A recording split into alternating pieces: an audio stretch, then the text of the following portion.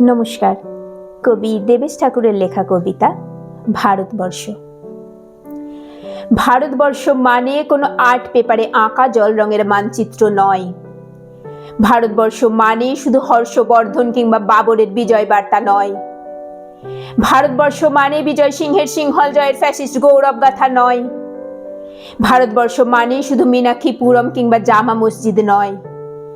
ভারতবর্ষ মানে নেহেরুজির বংশানুবৃত্তি কিংবা জিন্না সাহেবের অলিখিত শ্বেতপত্র নয়। ভারতবর্ষ মানে এক ভালোবাসা, আমার তোমার শব্দের, সঙ্গীতের, জীবনের, আকাশের, মাটির। আমাদের প্রাইমারি স্কুলে কলুখা সাহেব সাদা দাড়ি, মাথায় ফেজ, ড্রিল করাতেন আমাদের, ডান মা ডান মা। সস্নেহে সতর্ক করতেন, বাবা সকল পার হাত মিলিয়ে মিলিয়ে ফেলো।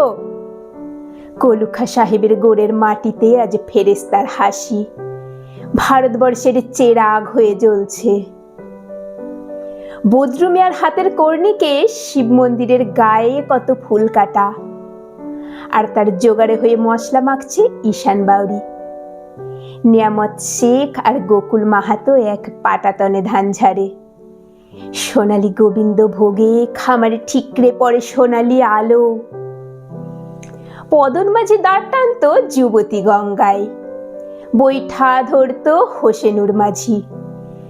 সামলে চলো মাঝি, ছামুতে কাঁচা খাকির গাং, চোরাবালির চর আর ঘূর্ণি জলার ঘাট।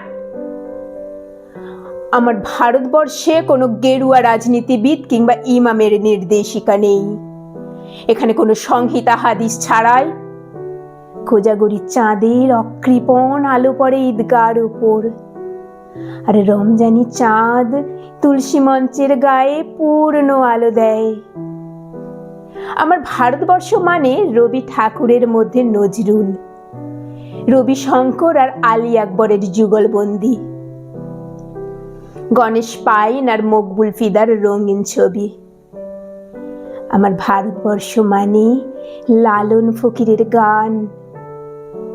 আমার ভারতবর্ষে আমি শুনেছি মোহাম্মদ রফির সঙ্গে লতার ডুয়েট, দেখেছি পাল্লা দিয়ে আজাহারের সঙ্গে সচিনের দৌড়, খেলার মাঠের প্রান্তে দাঁড়িয়ে শুনেছি নইমুদ্দিনের তদারকি চিৎকার, বিজয়ন, আকিল, কুলজিৎ, বাইচুং, মাঠটাকে আরো বড় কর।